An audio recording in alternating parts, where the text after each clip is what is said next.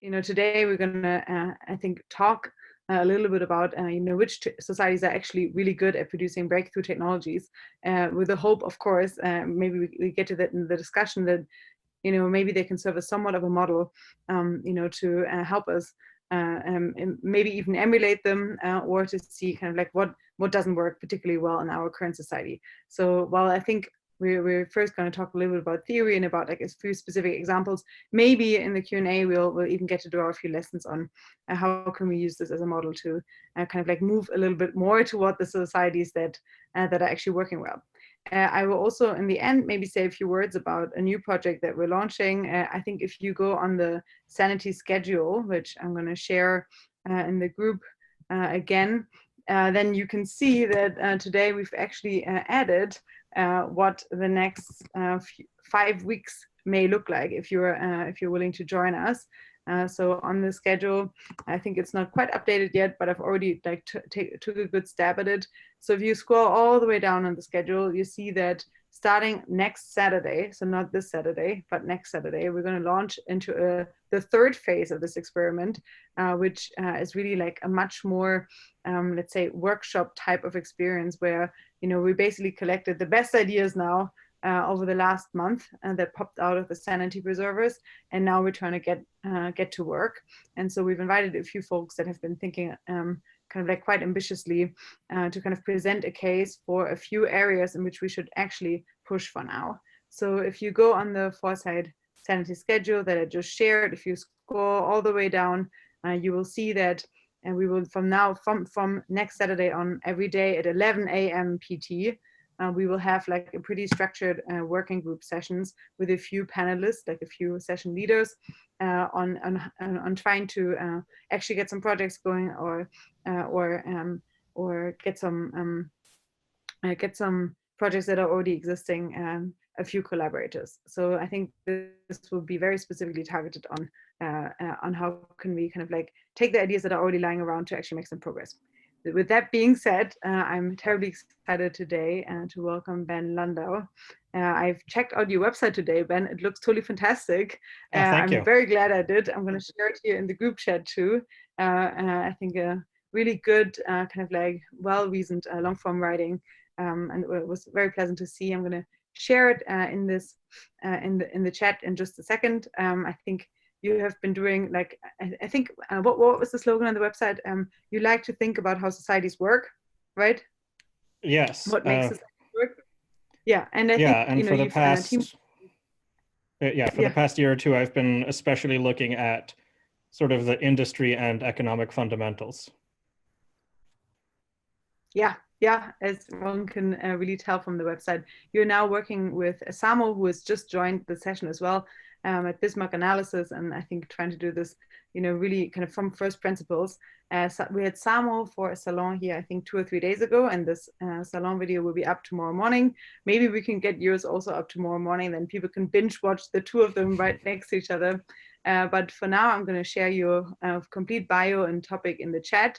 And without further ado, I'll hand over the stage to you. I encourage all of the participants to please collect questions in the chat, and then I'll cue you. And after the short intro and talk, we're going to do like the rest for Q&A. Alrighty. With that, without further ado, please take it away, Ben. I'm really happy to have you. All right. Yeah. Thank you, Allison. So I'll be talking here about breakthrough technology and which societies are able to do a lot of it. And to distinguish here, I'm not talking about all technology. I like to roughly divide technology into breakthrough and incremental technology. And to say a little bit more what I mean by that, breakthrough technology is doing something new that hasn't really been done before. For example, the creation of the railroad or the creation of the jet engine or the creation of the assembly line process are all examples of what I think of as breakthrough technology, whereas incremental technology is also very important, but looks pretty different. And this is taking technologies that improve or refine an existing thing.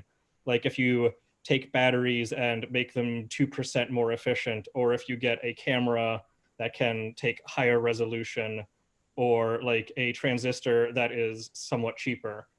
And the incremental technology also makes a huge difference, especially when you keep stacking incremental improvements on top of each other for many years. But the dynamics of the breakthrough and the incremental technology look pretty different as far as where they occur. So if you look at the world today, you can see incremental technology it's going on in a whole bunch of different places. It's happening in America, it's happening in Germany, it's happening in China, it's happening in Japan, a whole bunch of other places, too many to really list. And if you look at where breakthrough technologies have been coming from for the past few generations, really, where have lasers come from? Where has the internet come from? Where has solar energy come from? Where has fusion come from? Where have CNC machine tools come from? It's like America, America, America, America, and America. And this is the case for pretty much all of the breakthrough technologies that have come out in the world since about the end of the Second World War.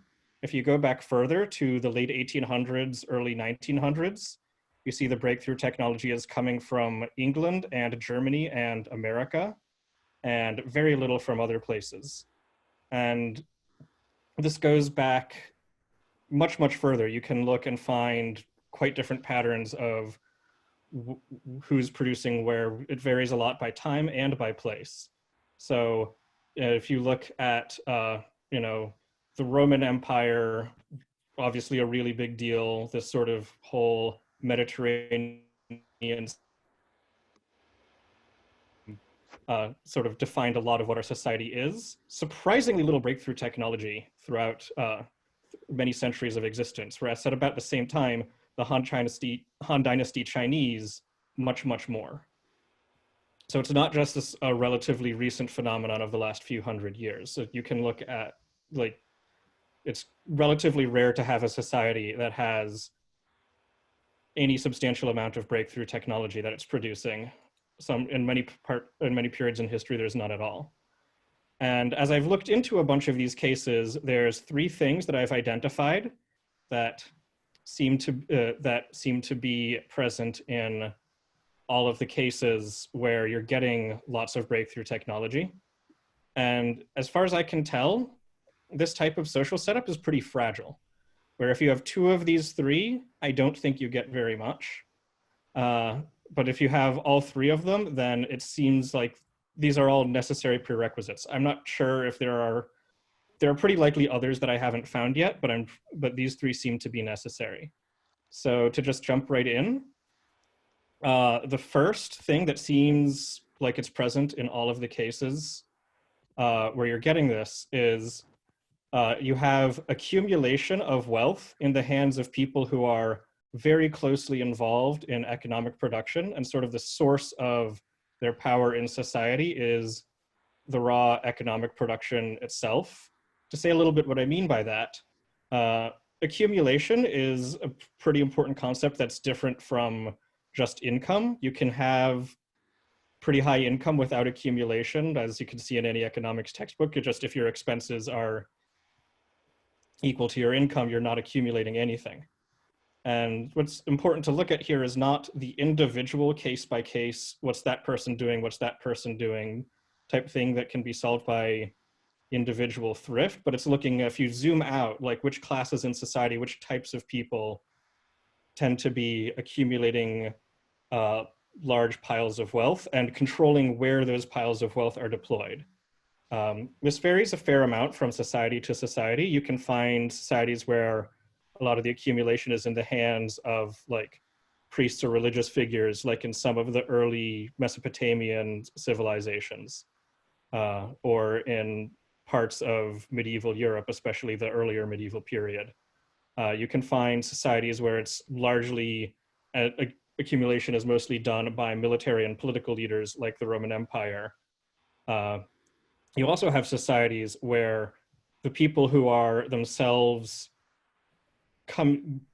deeply involved in the economic production, the farmers or the craftsmen or the industrialists, are the ones who are building up and accumulating the surplus and deciding how to deploy it. So this is and when you're doing this, this lets you not just be wealthy and like have a high income, but it lets you build piles of wealth that you can use to reshape society in pretty important ways.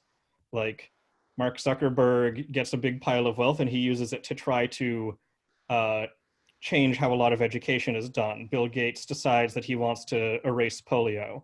Leland Stanford makes a ton of money running railroads, becomes the governor of California, and of course founds Stanford University. Uh, and this is quite important for the ability to reshape local parts of society for reasons I'll get to in a bit.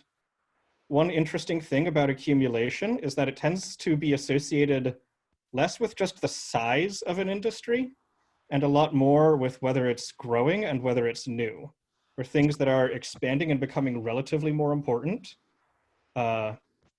is where you tend to see a lot of this type of accumulation of politically relevant fortunes, essentially, where to go back to Leland Stanford, like this is right when railroads are first being built, and he was involved in the construction of the American Transcontinental Railroad, so like very early in the game, and he was able to do a lot with that. If you look at railroads today, they're still super crucial to the economy, but you don't really hear of railroad billionaires leaving their fortunes to, you know, do some sort of significant foundation that's reshaping things, because it's been around for a while and sort of been commoditized a bit. Peter Thiel writes about these dynamics in his book, 0 to 1. Whereas you see a lot more of the accumulation these days in the sort of computer and internet technology sector, which is much newer, which is very much growing concern, where you're seeing people like Gates and Bezos who are having, you know, accumulation in a really serious way that lets them throw their weight around. And the reason why this matters is because these people who are doing the accumulation understand quite deeply how the economic production works and care about it and draw their power from it and know what types of interventions would make sense in a way that if you look at in the Roman Empire, where this accumulation is happening in these generals and governors who are making their money from these large farms worked by slaves, where they're not really involved, they don't live there, they don't know how agriculture works. That's just, these are the people who can control and redeploy the resources. They're not going to try to innovate in agriculture. That's not what they know how to do. They know that the way you get richer and more powerful is by conquering Gaul or whatever. So that's where they're going to innovate. And indeed, the Romans are quite innovative when it comes to the military and political side, but not to the raw economic production. So that's how this type of accumulation works. And yeah, having this accumulation in the hands of the people who have their power base in the production of goods and services is one of the things, one of the prerequisites to being able to produce a whole bunch of breakthrough technology. Another one is you need a culture that is relatively tolerant of like new power bases and people coming up with new ways of doing things on a large scale, which, you know, all sounds nice when I put it like that, but can often be really locally damaging to the things that are getting displaced. So this is a thing that's been talked about a few times in a few different names. Joseph Schumpeter calls this the process of creative destruction, where the way that it works in his telling is you have a new industry come in that works so much better than the previous industry that the old thing is like pretty much destroyed. So he uses the example of the supermarket coming in and displacing the old, you know, you don't have the baker and the greengrocer and the butcher doing like earning their livelihood anymore because the supermarket has just erased that whole thing from existence. Nowadays, we call this disruption, and it is indeed really disruptive. You have previous industries, previous large-scale ways of organizing society that are pretty directly attacked and have their whole system at least disrupted, sometimes wiped out. This is most obvious in cases of communication technology, where we're seeing right now all of the stuff, all of the sort of fighting between the more establishment media sources and the newer internet-based media sources, in what looks a whole lot like the things that you saw with, broadcast TV coming on the stage or radio coming on the stage. And of course, the printing press disrupted far more than those three all put together. Because communication technology is so important to social organization in general. But you can also see even in something like Uber, where, when Uber was trying to move into France, a bunch of the French taxi drivers rioted and destroyed the cars of Uber drivers. You don't really have that happen in the United States. We have more of an idea and more legal tolerance of people coming in and doing things like Uber that will maybe make it much harder for some previous organization, some previous way of doing things. Like one of the starkest examples of this was not too long ago, Elon Musk had been sending some tweets, which the SEC then was like, wait a minute, you're just lying about the stock prices. That's very illegal. And they did this big investigation, and they found that according to their investigation, he indeed had been violating laws about what you're about to say about your stock prices. And what they did then was they fined him $1 million and forced him to appoint some of his own friends to his board. And if that had happened in France, like the French equivalents, like would not have let him off that easy. Like this was a case where they had sort of if they had wanted to just shut him down, they had exactly the pretext they would have needed. But in America, they don't want to destroy Elon Musk. They're like, oh, of course, this sort of crazy industrialist magnate should be out there doing whatever crazy things he does. That's sort of how this works. That's not the idea they have of how this type of thing would work in a place like, say, Germany. And this is the thing, which it looks to me like America has, that very, very few other places in the world today have, which is, I think, the relatively unique thing about America that lets us have, this is the thing that separates America and means that since the end of World War II, it's the biggest single reason that we have had more breakthrough technology by far than anywhere else. And places like, England used to have this. This used to be when you had the sort of eccentric gentleman running around and, would go out and, start building some crazy new factory to do like water powered weaving or invent a better way of carding wool. This was the period like in the even up into the 1800s when Guglielmo Marconi could move from Italy, where he couldn't do his radio experiments at scale, to England. But nowadays, Elon Musk has to move to America rather than England, because America is the place where you can get away with this type of destruction or disruption or whatever you want to call it. So that type of, it's not that you have to be perfectly tolerant and be like, oh yes, please destroy the newspapers, but there has to be enough space for it that the places can get enough of a foothold and start building on their own. So that's the second component. And then the third major component is that there has to be some sort of very logical school of thought that's quite prominent in the culture. I don't understand the mechanics of this one quite as well, but it seems pretty intuitive that in order to do really good physical engineering, you have to have enough people who are comfortable with this sort of very logical thought, very analytical, so that they can do not just the empirical side, but also the thinking through and the sort of hypothesis generation, you might want to call it, if you're in more of a scientific than an engineering frame of mind. And so, in the modern world, this is the sort of scientific materialism, rationalism type of thing, which seems to work very, very, very well for this. But in other cultures that have had lots of physical technology, you'll see some equivalent of scholasticism or legalism or some sort of very logical culture that's like sort of gives a wide social space for essentially nerds to just get really into the weeds.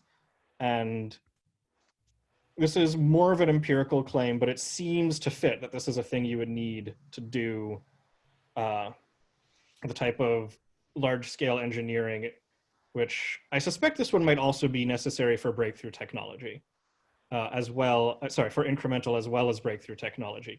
I can't think of counterexamples there that have been good at either type of technological advancement without having some sort of very logical tradition. And yeah, so those three together, the accumulation in the hands of industrialists themselves, or agriculturists, if you want to go back before industry was the only game in town, and the tolerance for creative destruction and new power bases and new ways of doing things in general, and some sort of very logical thought prominent in the culture.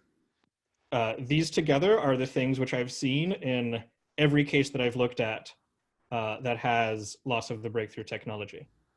Yeah, so that's the general theory as I currently have it, and I'd like to open up for questions here. All right.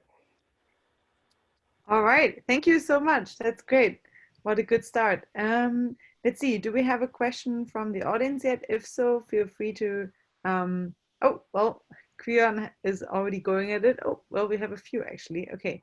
I have a let's see. question. If I can talk. Yeah, go ahead. I wanted to thank you for a really interesting opening lecture. That was, I loved it. Lots of great food for thought. I didn't really have a question. I just wanted to thank you. Yeah, happy you enjoyed it. So Ben, yeah. That's a welcome question too. Okay, yes, we have another one. Oh, thank you, Allison. Yeah, Ben, I enjoyed it as well. What if you looked at bankruptcy laws? I know they are, in fact, I don't know of anywhere else where they are more favorable and entrepreneurial friendly than in the United States. And the premise is that people can bounce back, are encouraged to bounce back, and that failure is a teachable moment and actually is of interest to investors because people tend not to make the same mistakes twice. Have you looked into that as far as capital formation and breakthrough technology? Not in a whole lot of detail. Yeah, I think that that type of thing, like a lot of things like this, a lot of the details of the regulatory environment, I think are pretty downstream of the sort of cultural ideas of what is right in people's ideas of fairness and how a society ought to be organized. So it's not surprising to learn about that, because if you imagine, like, what would a society that has more of this tolerance of doing new things in new ways, how would they want their bankruptcy law to be structured? Like, this is the type of thing you would expect to come out of that. So I think you will find, like, I haven't looked into, for example, intellectual property law, but I would expect that this is another area in which I would not be surprised to find America being relatively friendly versus a place like, say, Japan. That's something of a guess, because I think a bunch of these things are downstream of the sort of larger cultural attitudes when you have a bunch of decades for these rules to be set. All right, super. Next one up, we have Christine with quite a practical and timely question.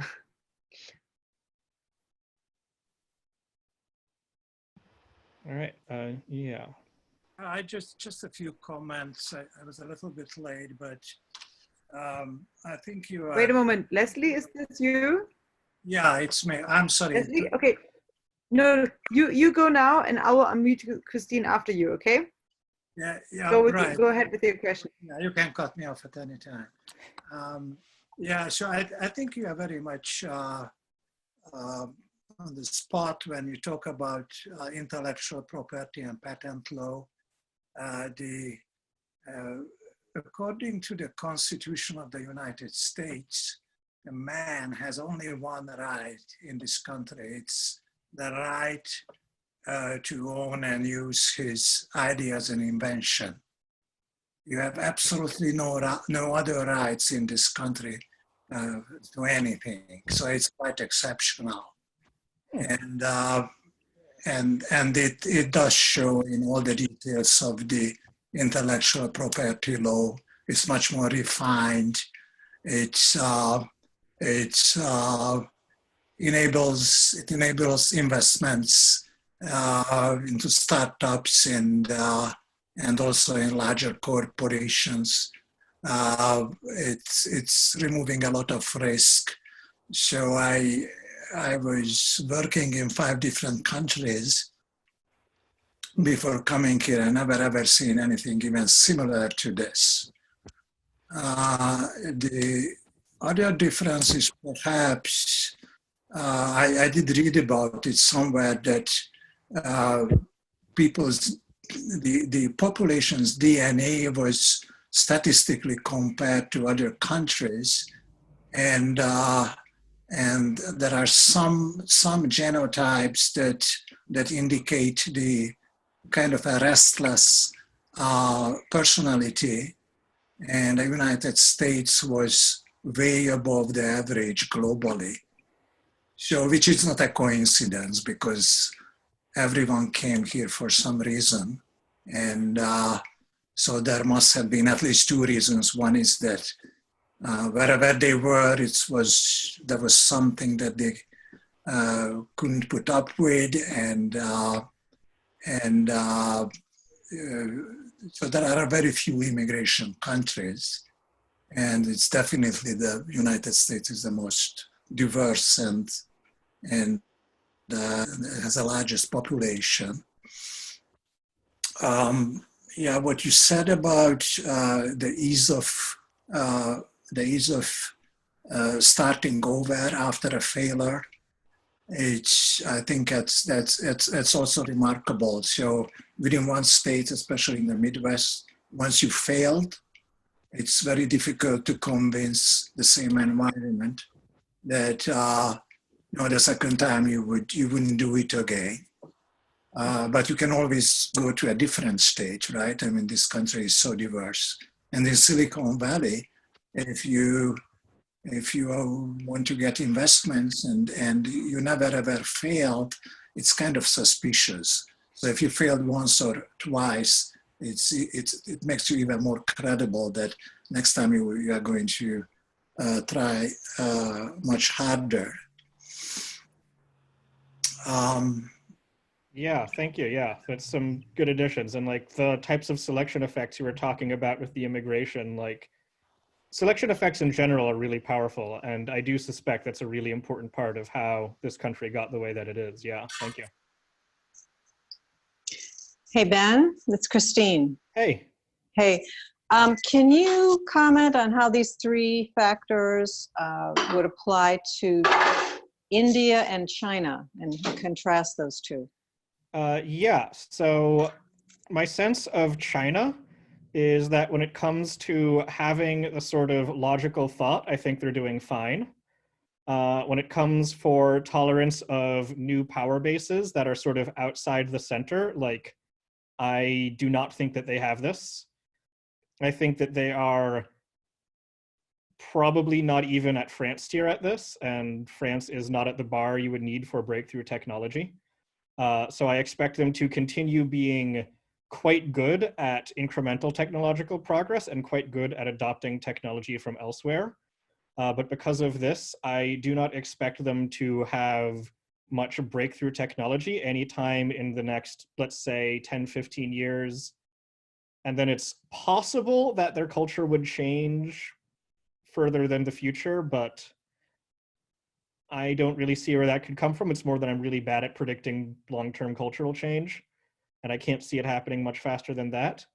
And then when it comes to accumulation in the hands of industrialists, it's hard for me to tell from over here, because you have, people like Jack Ma, you have their sort of big tech companies, which if you're to sort of take the story at face value, it certainly looks like them being involved in that in the same way you would see in a place like America or South Korea or Germany. And so if that's accurate, then they're doing quite well on that metric. I'm not sure how much of that, how much you get that position, how much you get to keep that fortune on the basis of like raw industrial output, and how much of it is political, and how much freedom you have to use it in new ways that are not approved by the sort of the party center. Like, I just genuinely don't know. I'm not a China expert, and I think these things are a lot harder to tell from afar than a lot of people give it credit for. So I'm not really sure about how they do on that one. About India, I know even less than I know about China, so I'm going to have to pass on that half of the question. Great, thank you. Alrighty, next one up, we have Wilson. Would you like to unmute yourself?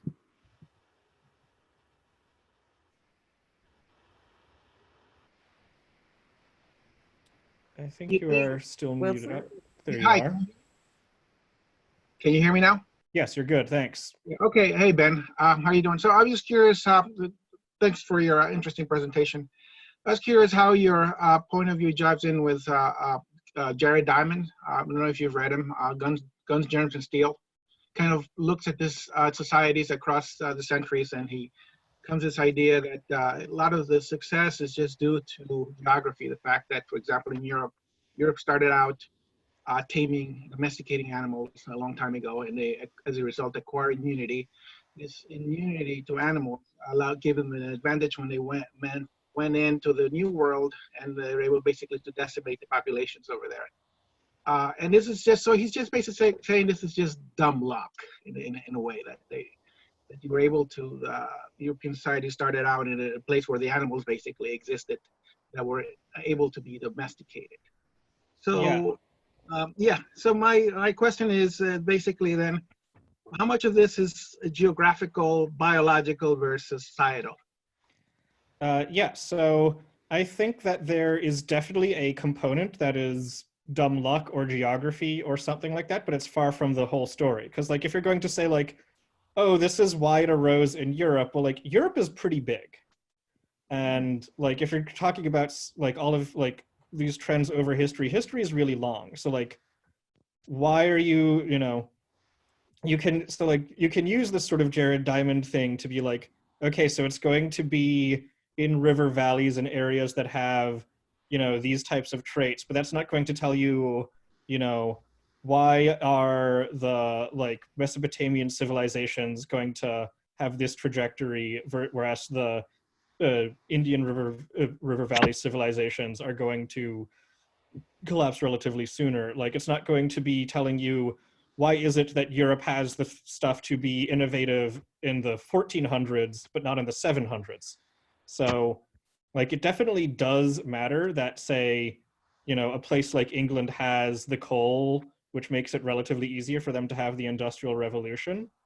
But it is very far from the whole story. And if you get like completely screwed geographically, like then even if you have a really good society, then you still might not be able to do it necessarily. Like even if you had an ideal society in like what's today, say Rwanda, where you're a landlocked country with like not a whole lot of natural resources and no good infrastructure links to a port, like there's only so much you can do even if you do everything right, but there's just so much variation within that I think that's not, it's certainly not that's a thing you have to look at, but it is very far from the full story is what I would say.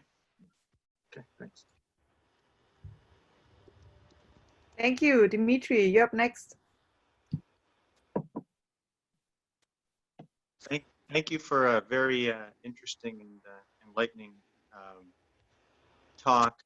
I have a question about, whether these, if I can call belief systems, change over time within a society. I mean, if you've seen evidence of that, and what comes to mind is the increasing regulatory reach in both the U.S. and the EU, and those are, if one believes in things like regulatory capture, are driven by entrenched interests trying to protect their own existing structures. Yeah, absolutely. So, I mean, these things definitely do change over time. I had mentioned pretty briefly how England has changed and used to have this tolerance of eccentricity and sort of very decentralized power building, and today really doesn't. And I think a lot of this depends on how the core institutions of a society are set up, where you will often have a sort of relatively brief founding period where they'll be set up in a particular way and will function relatively well at the thing they're doing. It's sort of like a new machine that hasn't had time to break down yet. And then over time, you'll sort of see them get more bureaucratic, entrenched interests will make more inroads, and it'll sort of slowly decay into a relatively less functional state. And then eventually, the thing can be refounded once it's decayed enough that it can't shut down its opposition anymore. And if it can be refounded into a shape that is still capable of meeting these three prerequisites and can still do this type of innovation, like when you saw and when you see the sort of transition from the very, like in Europe, from the sort of feudal lords based medieval agriculture to the sort of more proto-industry and crafts based urban based economic system, this looks to me like an example of this type of institutional refounding, which is the mechanism by which they get a bunch of these traits in there in the first place. So the best treatment of this on the sort of centuries-long civilization size scale that I've ever seen is Carol Quigley's book, The Evolution of Civilizations. And their idea of admixture in frontier territories is a theory that's sort of longer than I have time to get into here, but if you're interested in this, I highly recommend it. Thank you very much. That's very interesting. I'll pick up that book. Thank you. Yeah, that book looks great. I've never heard of it. Okay, super. After Dimitri, we have, now we have Mark Chiotola, if you want to unmute yourself. Hi. Thanks, Ben. This is a fascinating topic. I've thought about it, so it's great to hear you're looking into and trying to organize thinking on it. I do have a question, though. As we become a more global, interconnected society, I guess, how would you define a society in the current day? For instance, there's people live in China, but then there's a huge Chinese diaspora, and there's people often moving back and forth. Same with many of the other countries. We're all connected by the internet, and yet people are their own places. Silicon Valley certainly has a reputation, but in a way, Silicon Valley is expanded all over the place. Where do you see us going forward in terms of being a creative society, and what exactly, like say with Silicon Valley, does that encompass in the future? Yeah, so this is an area where I don't think you can draw super sharp boundaries. I think everything sort of, these things fade into each other around the edges. And it's also hard to analyze because these things tend to be fractal. Like you said, like you'll have things like Silicon Valley, as you bring up, embedded within, you know, larger structures like the United States or Western civilization, whatever the heck that is. So it makes it so you can't draw super clean boundaries, and there's not one super precise map that's the only map. But nevertheless, I think that a pretty intuitive, like if you look at sort of broad cultures, and you know, political boundaries are an important thing to look at, but cultural boundaries are also quite important because, you know, if you look at Silicon Valley, like you don't want to just be looking at Silicon Valley itself. Like you can see a lot of that culture today in, for example, Seattle, and you can see a lot of cultural similarity between people from the whole San Francisco Bay Area and Seattle, and you'll see the sort of similar cultural clash between those people and people who are based in, say, Washington, D.C. And so, like, there's a sense in which they're both part of, like, America, and they themselves will have cultural clash with, you know, someone from, like, France. But there's also a sort of similar cultural unification between, say, like, the sort of Brussels crowd and the D.C. crowd that they don't really have with the San Francisco crowd. So it's really hairy, and the best, I would say that, like,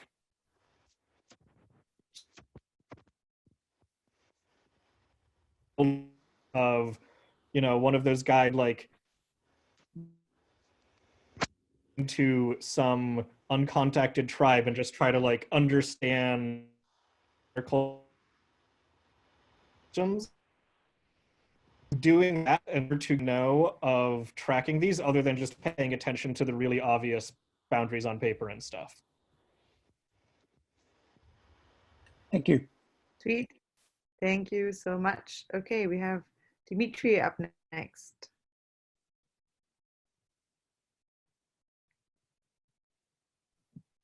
No? All right, then, oh, sorry. We have Josh. Hello. Hey. What do you think about the DNA science? What about DNA science? Well, as DNA medicine, family trees, as it develops. Yeah, I know basically nothing about it. Yeah, it sounds super interesting. But it's not an area that I've studied. Do you want to be more specific, Josh? Well, like what made you think of it in relation to this talk? It was breakthrough technology. I went to a lecture in 2005 about how DNA science will change medicine, like photography changed painting portraits.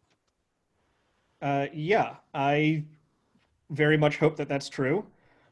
So in general, I want to draw a distinction here between science and technology, where I think that technology can happen in a bunch of different places that don't necessarily meet the prerequisites here. Like I talk about all of the technological breakthroughs coming out of America, but that's definitely not true of science. There's a fair amount of scientific breakthroughs happening elsewhere. And then it's the sort of putting it into a specific engineered form and then economically scaling that up. So I would predict that going forward, if you see these type of DNA breakthroughs, which I very much hope we do, I would expect to see a lot of the engineering and the sort of economically figuring out how to make that work as a business. If it happens in the next 10 years or so, I'd expect that to be in America. But science, I think, could come from anywhere, or not literally anywhere, but like a lot of places that don't meet the prerequisites for technology, and I have less of a sense of exactly where the borders of that is. Cool. Then we have Ivan up next. Thanks, Allison. And yeah, thanks, Ben, for that great talk. I had a question about your first condition, the accumulation of wealth. Yes. And I wanted to understand your kind of causal model of the process. Specifically, like it seems like certainly once you have a breakthrough technology, it seems obvious why you would then observe accumulation of wealth. And you gave the example of Leland Stanford, who benefited from a breakthrough technology rather than like created one.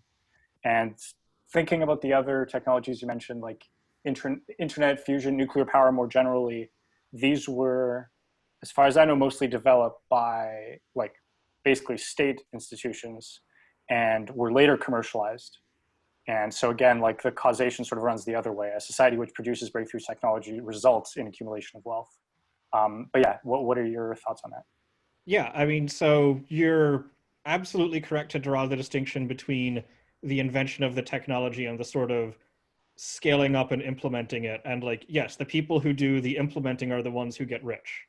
The people who invent it, I mean, some of them do pretty well for themselves, but they're not founding Stanford University by any means.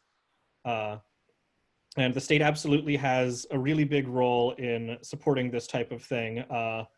There's an article that I wrote recently in Palladium with Oberon, Dixon, Lunenburg on basically the subject of how the state gets involved in the scaling up of industry in general.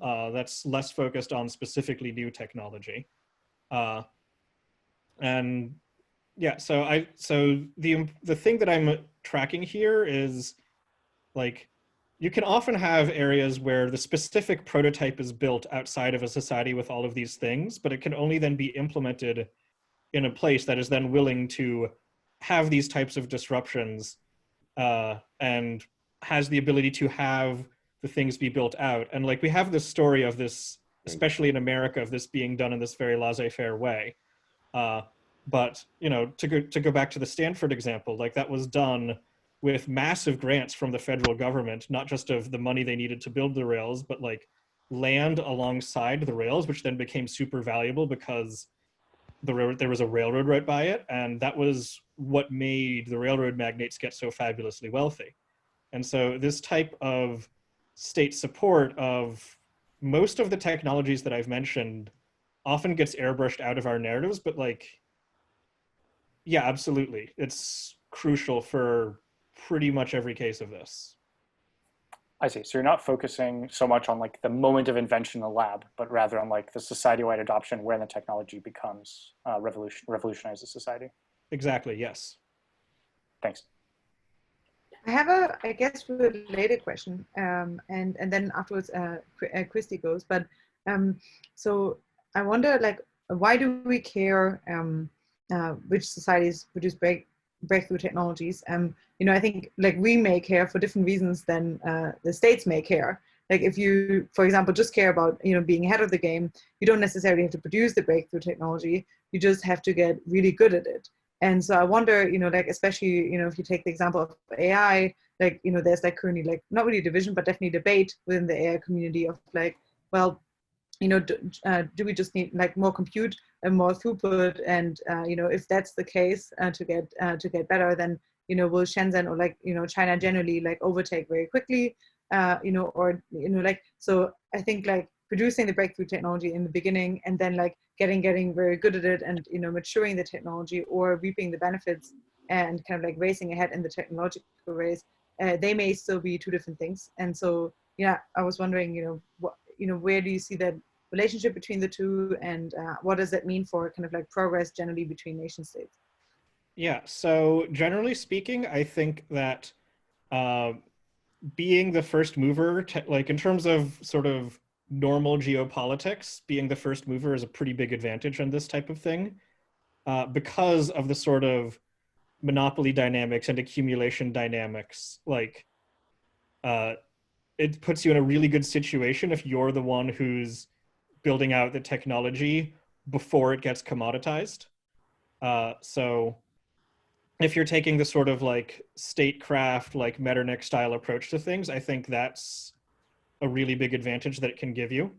When it comes to artificial intelligence specifically, as you were talking about, I think it depends if you mean the sort of what you might think of as like regular AI in the sense of what's the improvements that have been going on for the past couple of decades, or if you're talking about the hypothesized general artificial intelligence, where I think these dynamics pretty well describe the like type of AI that's been happening. I would still expect that, you know, if you look at the, like, I would expect that if there are going to be big, like commercialized breakthroughs, I would still expect those to come from the US. And I would expect that a place like China is going to be doing a bunch of really good incremental progress on that, and is going to also be doing a good job of like porting over American advances in a pretty quick time frame. But I don't expect them to have any breakthrough advances for the same reason I don't expect other types of breakthrough advances from there. If you talk about the hypothesized artificial general intelligence, which, you know, on the theory, if it existed, it would be smart enough that it could then keep improving itself and start seizing control of resources on its own. These arguments would not apply to something like that. And so because of the stuff that Ivan was talking about with how much of this is on the implementation side rather than the like building the prototype side, and if there is an AGI, it can handle the implementation itself. It doesn't really care what type of society it's embedded. I don't think those arguments apply there. All right. Okay, next one up, we have Christy. Okay. Yes.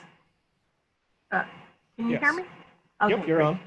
Yeah, I have studied a lot of very different things. And anthropology, I was really interested in technology and culture change, and it led me to start talking about or thinking about structures where that culture can change, which is really tied in. And one of the things that came up was legal systems and legalistic systems as reflections of culture. And that kind of leads me to thinking about the European, continental European civil legal systems, which are prescriptive, and the British American system, the common law system, which is reactive. And it ties in the laissez-faire attitude of do anything and we'll decide if it's okay afterwards, which is, it is seriously very much of the American legal system. But the civil law system is the laws are set up and decided in advance by legislatures. And so you can't really have it become a popular decision. Do you think that has a very strong effect and plays into this at all? I bet that it could. Yeah, I'm not as familiar with these sort of legal type things as I would like. But the thing I would investigate here to poke at this hypothesis is I would want to compare the German legal system of the late 1800s and the first half of the 1900s and see how it compared, because they were doing quite a good job of, there was like tons and tons of chemical advancements that were like of a breakthrough nature, Nobel and, you know, Haber and those guys. And like, of course, the rocket technology as well. And so I would look at the legal regime around those in order to see how well it comports with this theory, which I do not know the answer to. Interesting. I hadn't thought about looking at the systems in those places at that time. And they have seen variation. Germany has had civil law since it's become one nation. So it goes back to Roman times. Yeah, okay. So much does. Interesting. Yeah, and how it's implemented, I don't even fully understand the full implementation in Europe. Yeah, and Germany in particular, a lot of the way their industry is set up is via like relatively informal, sort of not just the structure of the law, but the sort of informal networks of the industrialists and the regulators who know each other. So this would not be an easy thing if you're looking at how they do it today to figure out. Right, right. Okay, interesting, interesting. All right, thank you, Christy. Next one up, we have Rachel. Hey there. So I'm curious, you touched on what it requires to have a breakthrough technology and the role of governments and sort of tech transfer mobilization. I'm curious if you have anything, at least like a unified theory of what it takes to create technology transfer, commercialization, or if there's one that you like that you'd recommend. Yeah, I don't say I have a complete theory of this. So I'd refer you to my Palladium article on the role of the state in industrialization in general, which I can throw into the chat. But basically, it seems like these types of changes are often too big for a single decentralized actor at the scale of like an individual company to be able to do at the scale that's needed. And so like you need some coordination from the center to sort of rearrange society in all of the ways that's needed to have changes at this scale. I don't think that this is a complete theory. I think there's other components that are also important that I don't yet understand, but I think this is one of the necessary pieces. Thank you. Very nice. And then we have Samo with maybe the last question. Let's see. Ben, thank you very much for this talk. I was expecting it to be good coming in. We've had so many conversations that I had to really carefully think about which question to ask. And it occurred to me that there's another area of interest where we had many discussions. I've looked a bunch at the Middle East, ancient Middle East and Greece, and you've looked a bunch at the Romans. So my question for you would be, which aspect of exceptional innovation were the ancient Romans missing? And, do you think the Greeks had this kind of breakthrough innovation that you discuss? Yeah, so I think that, so if you go through where these three components, the Romans had they had the sort of logical culture, which they got from Greek philosophy. And they had far more tolerance of the sort of distributed, building your own power base out in a way that was not necessarily approved of. They were stronger on that than the Greeks. More so than the modern US. Oh yes, far more. Like Caesar's biography is sort of a textbook, go off and conquer a foreign place and then literally use that as your base of operations to invade the capital. Like, it's like the Platonic ideal of this type of thinking. And the general idea of using your immediate family as a power base to do whatever you wanted, and using whatever foreign territory you were governing as a power base was really strong. The thing that the Romans did not have was they did not have the method of accumulation tied into industry itself. The methods of accumulation where you would get either money or political power were via the military and by politics.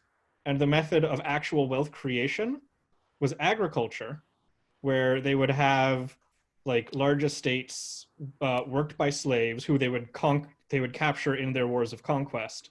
Or silver mines in Spain, but yes. Yes, which were also worked by, also captured in conquest and worked by captives, as these methods of accumulation, or the sort of tax farming of the conquered provinces. Or Crassus's method of, let's call it creative real estate development.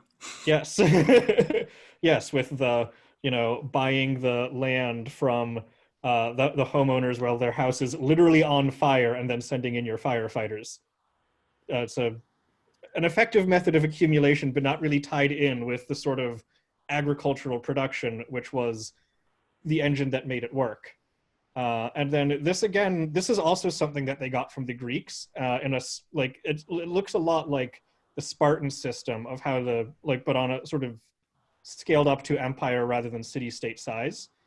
So I think that is why the Romans had so little technological development, but they did have lots and lots of political development and military development, because that was the engine of accumulation that they were using. They may have been the most innovative military society in the history of the world. Would you say the Greeks were technologically innovative? The Greeks had a lot of interesting prototypes, but they didn't do very much of the scaling to the economically relevant side of things. Like, you have well, naval innovation, I think, has to count, though, to push back a little bit. Yes, and again, you see in the societies where the method of accumulation is based on military action, you will see a lot of military innovation. But here I'm talking about trade in particular. Yes, as far as trade went, yes, because trade is very frequently a method of accumulation that can drive societies, as you also see in Carthage with the Hansa, with the Italian merchants of the early modern, late medieval period. And so this is going to give you innovation in trade, but trade is, I think, notably different from the raw production itself. And so you're not going to see these things spilling over into agriculture or manufacturing. Thank you. Okay, I hate to do this, but I want to sneak in one last question before we stop. So I had kind of at least hinted at hoping that, we can kind of circle all the way back to, okay, what does this mean right now in the current COVID-19 crisis? So I wonder, given that you've named those three factors, what allows us to have breakthrough technologies, how do you see the current crisis affecting those three factors, i.e. affecting our ability to, in the future, produce breakthrough technologies in the US? And are any other countries catching up right now? Yeah, so I've mostly been paying attention to America here, where I think that it is likely a weak positive on this regard, because one of the things that so it looks to me like in general, America has been in a sort of pretty regular, slow decline for the last couple of generations. And one of the things that can happen with this sort of thing is you can lose the things that make your institutional core functional. One of the things that makes Americans' institutional core functional, you will not be surprised to hear me say, is exactly this type of tolerance of, you know, the weirdos going and building their own independent power base in a useful way, and then sort of getting incorporated into the overall structure, like, you know, in the method of, you know, a Bill Gates, a Mark Zuckerberg, a Leland Stanford. And so one of the things that I've been mildly worried about, I haven't been super worried about, is that we might lose that thing in particular with this sort of creeping regulation. Like, it seemed like it's been more legal rather than cultural, but the legal things can have downstream effects. And I think that this is causing a medium strength, not an overpowering strength, but like causing people to appreciate this sort of independent entrepreneurial spirit as they're seeing these sort of independent maverick entrepreneurs respond, frankly, much better than the central government. So I would say it's a weak positive for America on that regard, and I don't really see it affecting the other two conditions in America very much. Okay, interesting. Yeah, we're gonna have one session coming up once we start next on Saturday, when we start this 3-week workshop, and basically on, you know, how can we kind of like push in individual niches right now to kind of use the crisis to kind of like open up some loopholes even further in the current like institutional cracks, to let in the light of brighter futures. We're going to have like 3 different sections. One is developing a humane long-term culture. One is advancing high-impact science and technology. And one is creating resilient and cooperative global systems. And one of the sessions that we're going to have is specifically, for example, how can we like use the current kind of like the current like holes that were opened up in like much of the regulation that, for example, when you are trying to legalize medication right now for COVID-19, you can often skip animal trials and can go straight to human trials, right? And that's something that you know, we could have much, we could prevail. We could get a foot in the door right now and just like continue to kind of like loosen that red tape in at least a few kind of like high impact science areas. So I think it will be interesting kind of like to see what are like specific things right now where, you know, a little bit of the regulation got like loosened up in a way that actually is kind of like progress enhancing. So let's see, maybe we can find some more examples in those 3 weeks. Okay, I'm going to post the Sanity schedule again if people want to follow up on what we have in store for you in the coming weeks. And then tomorrow we're going to have Hong Yang on a talk on accelerating development of pan-corona vaccine and therapeutics using breakthrough genetic medicine. So that's again another example of where they're currently trying to kind of like get a foot in the door and are trying to do something that that would have otherwise at least take much longer. I've heard from a lot of folks, for example, in the biotech space, that even just paperwork that for funding that usually requires like weeks or months to be signed is now signed within like in the span of a few days. So maybe we can hold that open as well. Okay, Ben, thank you so much for joining today. Thank you all to everyone who participated. I thought it was a really fantastic discussion. And yeah, a really good two-way, or I don't know how many people way discussion. And yeah, I can't wait for your upcoming writing. What's next for you? What are you currently working on? Yeah, so we've recently been working on a bunch of stuff about intellectual authority and how that works, which I'm pretty excited to start releasing. Okay, very cool. Okay, then I encourage folks to check out your website. I hope for you that you'll send me links to your documents, the ones that you specifically want to share. And I'm gonna get this video up as soon as possible, maybe even by tomorrow morning. Okay, yeah. That sounds good. Yeah, thank you so much for having me. Thanks for joining. It was really fantastic. I hope you all have a lovely Friday evening for most of you, even though one person joined from South America, a few from Asia even. Okay, so for I guess a few of you already live on Saturday morning. So that's great too. I hope you all have a lovely, whatever it is, day that you're starting or finishing. And many of you, I will hope to see you tomorrow. Bye-bye, everyone.